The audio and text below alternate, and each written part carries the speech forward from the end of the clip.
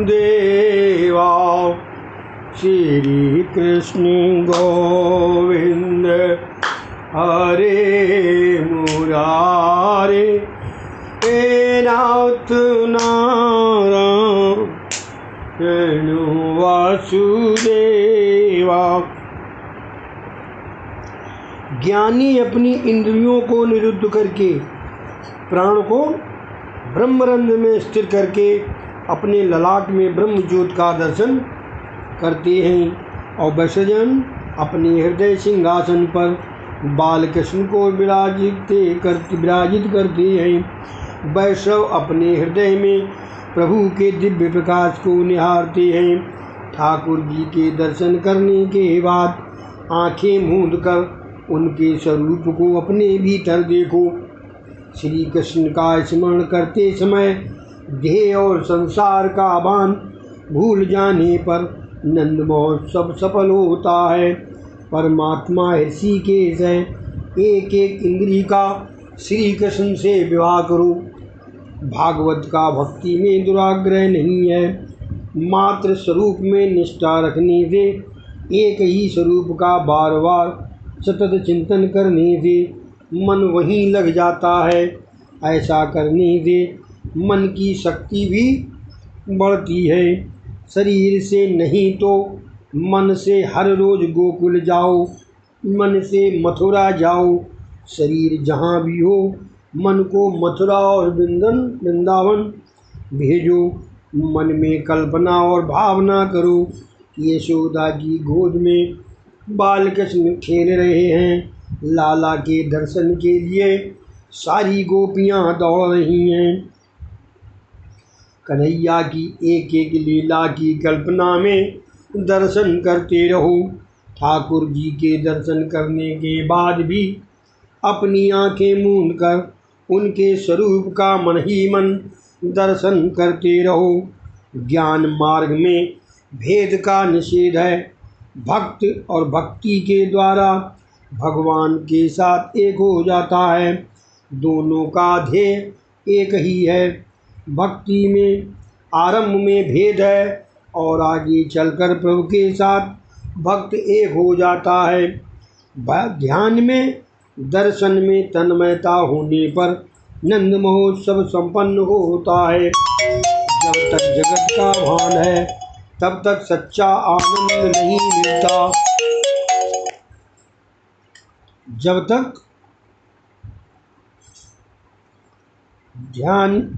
ज्ञान मार्ग में भेद का निषेध है। भक्त भक्त के द्वारा भगवान के साथ एक हो जाता है। दोनों का ध्येय एक ही है। भक्त में आरंभ में भेद है और आगे चलकर प्रभु के साथ भक्त एक ही हो जाता है। ध्यान में दर्शन में तन्मयता होने पर नंद महोत्सव संपन्न होता है। जब तक जगत का भान है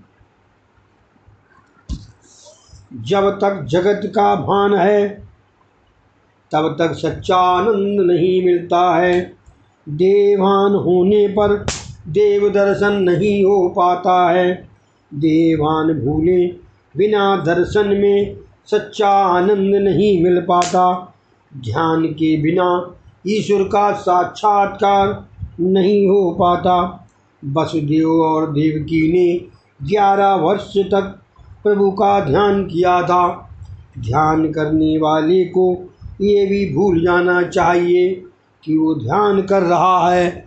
अपने आप को और जगत को भूलकर ईश्वर भाव ही शेष रहे तभी अद्वैत संपन्न होता है। देह और जगत का भान भूलकर जो ईश्वर भाव शेष रहता है वही अद्वैत है। संतों का जीवन पढ़ेंगे तो ज्ञात होगा उन्होंने जीवन भर कष्ट सहन किया है। सांसारिक व्यवहार से तो वे बड़े दुखी रहे किंतु उनका मन अलिप्त रहता था। अपनी पत्नी की मृत्यु पर नरसिंह मेहता ने कहा, भरलुम थयुम भागी जंजाल सुखे बजीसम श्री गोपाल। अर्थात अच्छा हुआ कि जंजाल नष्ट हो गया। अब तो बड़े चैन से मैं श्री गोपाल की भक्ति करूँगा। नरसिंह मेहता को एक ऐसा तत्व मिल गया था कि जिसके कारण दुखद प्रसंग भी उन्हें प्रभावित नहीं कर पाते थे। उनके हृदय में श्री कृष्ण विराजमान थे। वृंदावन में कई साधु प्रतिदिन नंद महोत्सव मनाते हैं। तुम कल्पना और भावना से वृंदावन जाओ और इन महोत्सव को मनाओ। शरीर चाहे कहीं भी हो, किंतु मन से तो नंद बाबा के घर में ही निवास करो। भावना करो कि तुम वहाँ सेवा करते हो और लाला के दर्शन कर रहे हो। यशोदा की गोद में कन्हैया खेल रहा है, गायें उछल कूद कर रही हैं, गोपियाँ आनंद मना रही हैं। ऐसी कल्पना और स्मरण करते रहने से सारा दिन बड़े मज़े में गुजर जाएगा। यदि एक ही स्वरूप का ध्यान न किया जा सके तो कृष्ण लीला का कीर्तन करो। कीर्तन में ऐसे लीन हो जाओ कि देवान और देश काल का भान भी न रहे। नंद बाबा का गोकुल शुद्ध प्रेम भूमि है। उसमें स्वयं सुख पाने की नहीं, औरों को सुखी करने की भावना है। स्वयं सुख होने की और अन्य को सुखी न करने की भावना होगी तो सुख तुम्हारा ही त्याग करेगा। औरों को सुखी करने की इच्छा करने वाला कभी दुखी नहीं होता। नंद महोत्सव का आरंभ प्रातःकाल 4 बजे हुआ था, अतः इसे ब्रह्म मुहूर्त में ही मनाया जाए। ध्यान धारणा का सर्वोत्तम समय ब्रह्म मुहूर्त का है। 4 से लेकर 5:30 बजे तक प्रातःकाल प्रभु भजन से आनंद प्राप्त किए जाने पर सारा दिवस भी बड़े आनंद से व्यतीत हो जाता है। प्रातःकाल जल्दी उठकर आधा घंटा ध्यान करो, ईश्वर के साथ एकत्व साधो। 12 वर्ष तक इस प्रकार नियम पूजा करने से ईश्वर का अनुभव होगा। इन्होंने को टाइम दे दिया, लेकिन 12 वर्ष करना। प्रातःकाल जप ध्यान प्रार्थना करने से परमात्मा तुम्हें सारा दिन पाप कर्मों से बचाएंगे। प्रातःकाल में हृदय थोड़ा सा पिघलने पर सारा दिन आनंद से बीत जाएगा। यदि कुछ और ना बन पाए और आंखें बंद करके नंद महोत्सव का ध्यान धरोगे तो भी मन शुद्ध होगा। वृंदावन में बहुत से संत नंद महोत्सव के 18 श्लोकों का नित्य पाठ करते हैं। 9वीं के दिन महोत्सव हुआ। श्रावण बदी द्वादशी के दिन भगवान शंकर गोकुल में पधारे। शंकर योगीश्वर हैं और कृष्ण योगेश्वर, अंतर है। शंकर योगीश्वर है और कृष्ण योगेश्वर। योगीश्वर और योगेश्वर का मिलन हुआ। भगवान शंकर निवृत्त धर्म का आदर्श दिखाते हैं और श्री कृष्ण प्रवृत्ति धर्म का, बाहर से प्रवृत्ति और भीतर से निवृत्ति। सभी प्रवृत्ति करते हैं किंतु किसी भी प्रवृत्ति में आसक्ति नहीं है। प्रवृत्ति करते तो हैं किंतु निवृत्ति की ही बात भगवान शंकर कहती हैं। जिसे ब्रह्मानंद का आस्वाद लेना है उसे थोड़ी बहुत निवृत्ति तो लेनी ही पड़ेगी। जो चाय बीड़ी जैसी मामूली वस्तु का त्याग नहीं कर पाता है वो मोह माया काम कैसे छोड़ेगा। जिसे भजनानंद चाहिए उसे विषयानंद को छोड़ने पड़ेगा। शिव जी किसी गांव में अधिक समय नहीं रहते, वे शमशान में ही वास करते हैं। वे कहते हैं कि ध्यानानंद भजनानंद पाना है तो प्रवृत्ति कम करते जाओ। एक गृहस्थ ने अपनी एक कन्या एक किसान को दी थी और एक कन्या एक कुम्हार को। एक बार उसने किसान के घर अपनी पुत्री से कुशल मंगल पूछा। बापू ने कथा सुनाई परसों जी, वहाँ नवरात्रि वाले दिन। एक बार उसने किसान के घर आकर अपनी पुत्री से कुशल मंगल पूछा। कन्या ने कहा, बारिश नहीं आ रही है, यदि बारिश आ जाए तो सब कुछ ठीक हो जाए। वह गृहस्थ वहाँ से उस कुमार के घर आया और अपनी वहाँ रहती हुई कन्या से हालचाल पूछने लगा। तो इस कन्या ने कहा, मिट्टी के बहुत से बर्तन बना लिए हैं और अब भट्टी में पकाना है। मैं चाहती हूँ कि बारिश आए ही नहीं, क्योंकि बारिश होगी तो मिट्टी के बर्तन खराब हो जाएंगे। ये कथा सभी की है। जीव पिता है और प्रवृत्ति और निवृत्ति दो पुत्रियाँ। ये दो कन्याएं एक साथ नहीं रह सकती, साथ रहने आएंगी तो दुखी हो जाएंगी। निवृत्ति का आनंद लेना हो तो प्रवृत्ति का मानसिक त्याग करो। जब तक शारीरिक शक्ति है, प्रवृत्ति का विवेकपूर्वक त्याग करते जाओ। वैसे तो रक्तचाप बढ़ जाने पर डॉक्टर के कहने पर सेठ आराम करते हैं, किंतु वह सच्ची निवृत्ति नहीं है। सभी प्रवृत्तियां एक साथ छोड़ देना असंभव है, किंतु प्रवृत्तियों का ऐसा आयोजन करो कि प्रभु सेवा के लिए पर्याप्त समय मिलता रहे। वेदांत का अधिकार विरक्त को है, विलासी को नहीं। बातें तो ब्रह्मज्ञान की करें, किंतु प्रेम, धन, संपत्ति, नारी, जड़ पदार्थों से करें तो सच्चा ब्रह्मज्ञानी नहीं है। जगत मिथ्या है ऐसा भूलने मात्र में नहीं, अनुभव करने से लाभ होता है। व्यवहार मिथ्या है ऐसा मानकर व्यवहार करो। मानव को ये भान ही नहीं रहता कि धन संपत्ति की दौड़ में कोई ईश्वर को भूल रहा है। भगवान शंकर श्रावण मास के कृष्ण पक्ष की द्वादशी के दिन श्री कृष्ण के दर्शन करने आए।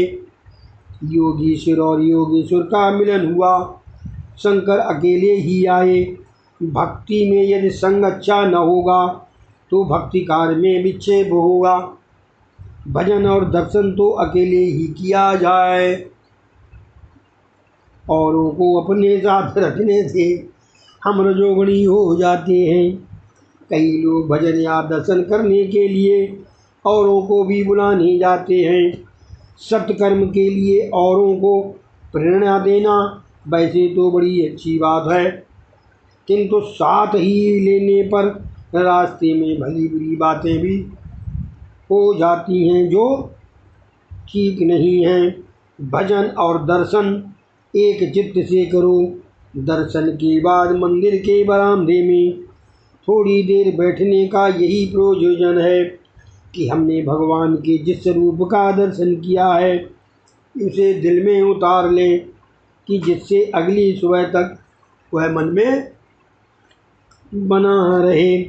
कई लोग ऐसे हैं जिनके दर्शन के बाद यदि पूछा जाए कि आज ठाकुर जी का श्रृंगार क्या था, वस्त्र परिधान कौन सा था, सुबह से खुजलाने लगेंगे। दर्शन के बाद ठाकुर जी को मन में बसाकर घर ले जाया जाए तभी वो दर्शन सार्थक है। अधिकतर लोग भगवान को मंदिर में ही छोड़कर अपने अपने बंगले या दुकान पर चले जाते हैं। ईश्वर के सिवाय अन्य किसी को भी संग न करो। जीव अभिमानी और विश्वासघाती है। संतों की दृष्टि हमेशा प्रभु के किसी न किसी रूप में अटकी रहती है। वह दृष्टि तो हमेशा ही झुकी हुई होती है। भगवान की दृष्टि भी ब्रह्म में ही स्थिर थी। शंकर के दो विशिष्ट गण थे, संगी और भंगी। वे दोनों भी शंकर के साथ साथ चलने की हट करने लगे। वे कहने लगे कि यदि उन्हें साथ नहीं ले जाएंगे तो वे सभी को बता देंगे कि ये कोई साधु नहीं, भगवान शंकर हैं। शंकर ने कहा, मैं अकेला ही जाऊंगा, तुम्हें साथ ले चलूँगा तो दर्शन में विक्षेप होगा। आ जाए सदाशिव गोकुल में। कई महात्माओं ने इस लीला का बड़ा रसीला वर्णन किया है। जो आज तक निरंजन थे वे आज अपेक्षा वाले बन गए। यदि प्रभु ने तुम्हें संपत्ति दी हो तो संकल्प करो कि हर रोज सुपात्र साधु संतों और गरीबों को भोजन कराएंगे। सुपात्र शब्द यूज कर दिया उन्होंने। यशोदा जी का नियम था कि सुपात्रों को रोज भिक्षा दी जाए। शिव जी का आगमन हुआ। लोग कहने लगे, ये साधु तो शिव जी सा लगता है। शिव जी अपने तेज को आखिर कब तक छिपा सकते हैं। शिव जी के पास दासी आई और कहने लगी, महाराज यशोदा जी ने ये भिक्षा भेजी है, आप इसे स्वीकार करें और लाला को आशीर्वाद दें। शिव जी, मैं भिक्षा नहीं लूँगा, मुझे किसी भी वस्तु की अपेक्षा नहीं है, मुझे बाल कृष्ण का दर्शन करना है। दासी ने यशोदा को समाचार पहुँचाया कि साधु महाराज और कुछ लेना नहीं चाहते, वे तो केवल लाला के दर्शन करने के लिए ही इतनी दूर तक आए हैं। संत की परीक्षा वेशभूषा या जात पात से नहीं, उसकी आँखों और मनोवृत्ति से की जाती है। ब्रह्म ज्ञान सुलभ है, किंतु ब्रह्म दृष्टा प्रत्येक में ब्रह्म के दर्शन करने वाला ही संत दुर्लभ है। यशोदा ने खिड़की से झांक कर महाराज को देखा और कहा, महाराज यदि भिक्षा कम हो तो मैं और कुछ देने को तैयार हूँ, किंतु मैं लाला को बाहर नहीं लाऊंगी। तुम्हारे गले में सर्प है, जिसे देखकर मेरा लाला डर जाएगा। शिव जी कहते हैं, माता तेरा कन्हैया तो काल को काल, ब्रह्म को ब्रह्म है। वह न तो किसी से डर सकता है और न उसे किसी की कुदृष्टि लग सकती है। वह तो मुझे पहचानता भी है। यशोदा जी, कैसी बात कर रहे हो आप? मेरा लाला तो नन्हा सा है, आप हट न करें। शिव जी, मैं तेरे लाला के दर्शन किए बिना यहाँ से हट नहीं सकता। नंद बाबा के पास आज भी आशेश्वर महादेव का मंदिर है। नंद बाबा के गांव में आज भी आशेश्वर महादेव का मंदिर है। आज भी शिव जी यहाँ लाला के दर्शन की आशा लगाए बैठे हैं। ब्रज 84 की प्रतीक्षणा कम से कम एक बार तो करनी ही चाहिए। ब्रज 84 परिक्रमा महापुण्यदायी है, इससे जीवन के सारे पाप जल जाते हैं। ब्रज तो लीला भूमि है, वहाँ बैठकर ध्यान करोगे तो परमात्मा स्वयं लीला रहस्य समझाएंगे। इधर बाल कन्हैया ने लाला जाना कि बाहर शिवजी पधारे हैं और माता उसे वहाँ नहीं ले जाएगी, तो जोरों से रोना शुरू कर दिया। दासी यशोदा से कहने लगी, माता जी उस साधु के ओंठ हिल रहे हैं, मानो न मानो उसी ने कुछ मंत्र प्रयोग किया है कि उसे लाला रो रहा है। ऐसा साधु कभी देखने में नहीं आया। मैं बाल कृष्ण को बाहर ले आऊं और साधु से आशीर्वाद मांगूं। और फिर उसने कन्हैया का श्रृंगार कर दिया। यशोदा ने दासी से कहा, उसे महाराज से कहना कि लाला को देखना, किंतु टकटकी लगा घर मत देखना। अभी भैया टकटकी लगा के देखो तो लगत की नजर मार दी मैंने। वृंदावन के बाके बिहारी का स्वरूप दिव्य है, श्रीनाथ जी का स्वरूप भी अद्भुत है।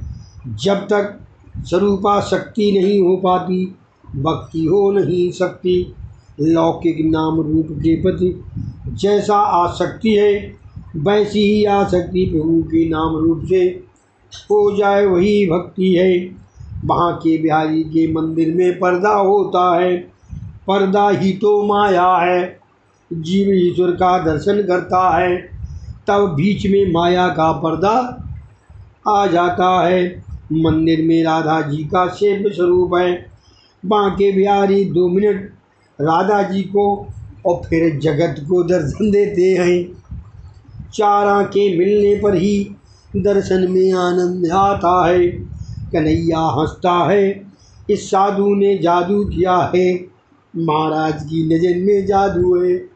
ये साधारण साधु नहीं है, दासी लाला को शिव जी के पास लाई। शिव जी ने दर्शन करके प्रणाम किया। दर्शन करके आनंद तो हुआ किंतु तृप्ति नहीं हुई पाई। मुझे कन्हैया से मिलना है। आनंद अद्वैत में है, द्वैत में नहीं। मुझे अपने प्रभु से मिलना है, श्री कृष्ण के साथ एक होना है। जब तक ईश्वर से जीव थोड़ा सा भी दूर होगा उसके लिए भय बना रहेगा। शिव जी ने सोचा यदि बाल कन्हैया मेरी गोद में आ जाएं तो बड़ा आनंद हो जाएगा। शिव जी कहने लगे तुम इस बालक के भविष्य के बारे में पूछती हो, यदि उसे मेरी गोद में दिया जाए तो मैं उसके हाथों की रेखा अच्छी तरह से देख लूँ। यशोदा जी ने बाल कृष्ण को शिव जी की गोद में रख दिया। शिव जी समाधि में डूब गए। बातें अद्वैत में नहीं हो पाती, द्वैत में ही होती रहती हैं। जब हरि और हर एक हो गए वहाँ कौन क्या बोलेगा। शिव जी ने यशोदा जी से कहा माता तेरा पुत्र तो सम्राट होने वाला है। शिव जी ने तांडव नृत्य किया। अति आनंद की अवस्था में जीव नाचने लगता है। हाथ में आम्रफल आने पर लोग नाचने लगते हैं। इधर तो शिव जी के हाथों में बाल कन्हैया आ गया है। शिव जी नृत्य में तन्मय हैं। वहाँ नंद बाबा आए। भगवान शंकर की जयकार हो रही है। बाल कृष्ण को हृदय में बसाकर शिव जी का कैलाश वापस लौटे। त्रयोदशी के दिन नंद जी मथुरा आए। चतुर्दशी के दिन भूतना आई। नंद बाबा प्रतिवर्ष कंस को कर देते थे, इस बार भी कर देने का समय आ गया। नंद बाबा ने कहा कन्हैया को संभालना, परमात्मा से हमेशा संबंध बनाए रहो। सभी के रक्षक की रक्षा तो कौन करेगा, किंतु उन्हें हृदय में बिठलाने के बाद हमेशा सावधान रहना कि कहीं लौकिक भोग की ऐसा मन में न घुस जाए। और कोई ऐसा मन में आई नहीं, हृदय में से भगवान भाग निकलते हैं। कन्हैया यदि हमेशा के लिए हृदय गोकुल में बस जाए तो बेड़ा पार हो जाए। हृदय गोकुल में श्री कृष्ण का आगमन होने के बाद नंद माने जीव को बाहर भटकना नहीं चाहिए। नंद बाबा कंस को कर देने के लिए मथुरा आए। वे कंस की राजसभा में आए। उन्होंने कंस को कर स्वर्ण थाल तथा पंचरत्न भेंट किए और समाचार भी दिया कि उनकी इस ढलती आयु में उनके घर पुत्र का जन्म हुआ है। कंस क्या जाने कि वह कन्हैया ही उसका आकार है। उसको तो साश्चर्य आनंद हुआ। उसने सोचा कि इस भेंट के प्रमाण के अनुसार उस बच्चे को आशीर्वाद भी देना पड़ेगा। उसने बालक को आशीर्वाद भेजा कि बड़ा होकर वह राजा बने, उसकी जयकार हो, उसके शत्रुओं का शीघ्र ही विनाश हो। कंस ने अनजाने ही कृष्ण की जयकार की और आशीर्वाद भी दिया। शत्रु भी जिसे आशीर्वाद दे और बंधन करे वो तो ईश्वर ही हो सकता है। भेंट के परिमाण से आशीर्वाद देने वाला कंस ही है। भेंट के प्रमाण से आशीर्वाद देने वाला नंद, क्योंकि भेंट उसने दी तो उसने उसके बदले में आशीर्वाद दिया। नंद बाबा ने कहा सारे ब्रजवासियों ने मेरे लिए एकादशी व्रत किए जिसके बलस्वरूप मुझे पुत्र मिला है। नंद बाबा यश औरों को दे देते हैं। सुखदेव जी वर्णन करते हैं सुखदेव जी वसुदेव से मिलने गए। नंद जी वसुदेव से मिलने गए। वसुदेव को बड़ा आनंद हुआ। दोनों एक दूसरे का कुशल मंगल पूछा। किसी मित्र से मिलन होने पर अपने सुख की बात ना करो। बुरी बात है। किसी मित्र के मिलने पर अपने सुख की बात ना करो, किंतु उसके दुख की बात जानकर उसे आश्वासन दो। नंद जी वसुदेव से सुख दुख की बात पूछने लगे। सुना है आपके घर पुत्री का जन्म हुआ था और कंस उसकी हत्या करने आया था। इस श्री भागवत कथायाम समाप्तम। बोलो श्री कृष्ण भगवान की जय। हरे कृष्ण कृष्ण कृष्ण हरे हरे, हरे राम राम राम हरे हरे। हरे कृष्ण कृष्ण कृष्ण हरे हरे, हरे राम राम राम हरे हरे। हरे कृष्ण कृष्ण कृष्ण हरे हरे, हरे राम राम राम हरे